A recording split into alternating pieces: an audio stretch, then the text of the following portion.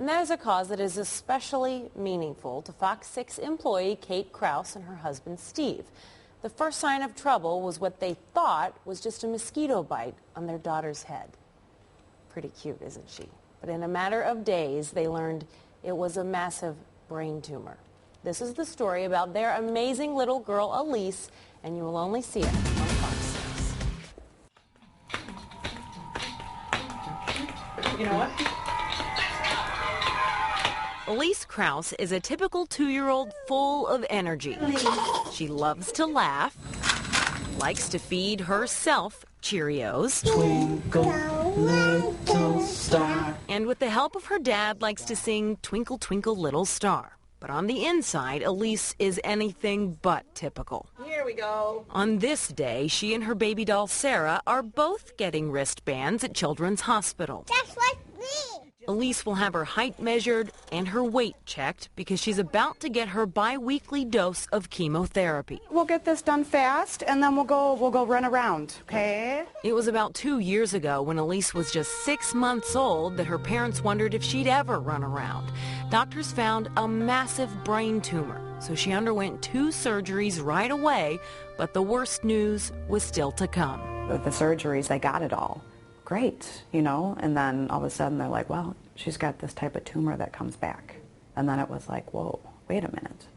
So this can keep coming back, you know, forever. Telling us exactly what type of cancer it was, that it was a very aggressive cancer, a grade 4 cancer, and that this is the cancer that will take your daughter. And they said it's not a when, no, it's when this will take her, not an if. It's called glioblastoma. It's an extremely aggressive form of brain cancer that is most common in older men. These scans show the space that's left in Elise's head since the massive tumor was removed. Yeah. Doctors haven't had much success in treating glioblastoma, so for the last year and a half, Elise has been part of a drug trial. She has a port in her chest that allows nurses to give her chemotherapy twice a week. Oh, it's okay. That hurts a little bit.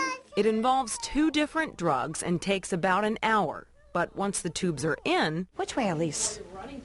Which way do you want to go? She's back to her typical 2-year-old self. She doesn't know any different. This is what she does. On days like this, you'd barely know there was anything wrong. But on days like this... the seriousness of Elise's condition sets in. Just 1 day after chemotherapy, Elise is back at Children's. She just had a CAT scan and is now getting ready for an MRI.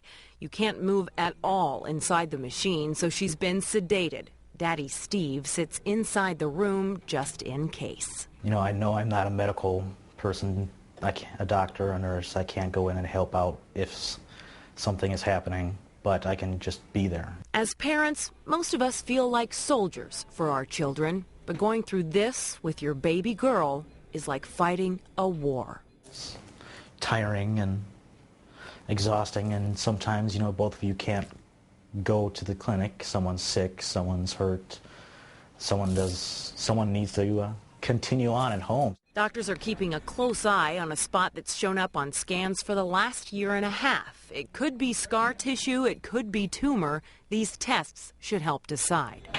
Elise is groggy now, but in a matter of just a few hours, Elise surprises everyone with her energy. It's been a long day at Children's, but they are waiting for her doctors to analyze those scans. Put your feet down.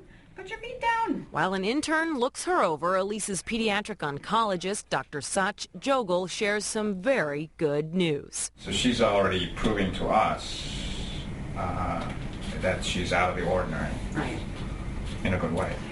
He tells them he doesn't see any evidence this disease has returned. And that's very reassuring because in most cases with this cancer, the tumors tend to come back if they come back within that time. And as for that spot on her MRI... Hey, you.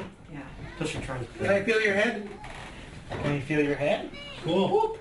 Feels like a head. Dr. Bruce Kaufman is Elise's neurosurgeon. He doesn't see a reason for more surgery anytime soon. And at one point we did spectroscopy on it, Right. and it did not have the spectrum to suggest tumor. Right.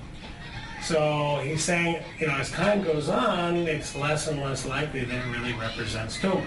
It is exactly what Steve and Kate wanted to hear. But their joy is subdued, their optimism is cautious, because they know this cancer often comes back. I'm always going to be a cancer mom, so, that's my role. That's who I am now. As parents, they will stay strong because they have to. For Elise, Kate says she doesn't allow herself to think about the future. She stays focused on the here and the now. I hold her tight. I make as much time as I can for her. It's like, okay, the house is messy. I don't care. It's like your priorities definitely change. But there is one thing they do think about, and that is a future free of this disease. Not just for Elise, but for other amazing kids just like her. Providing money for research to cure these cancers would be, the answer to our prayers. How I wonder what you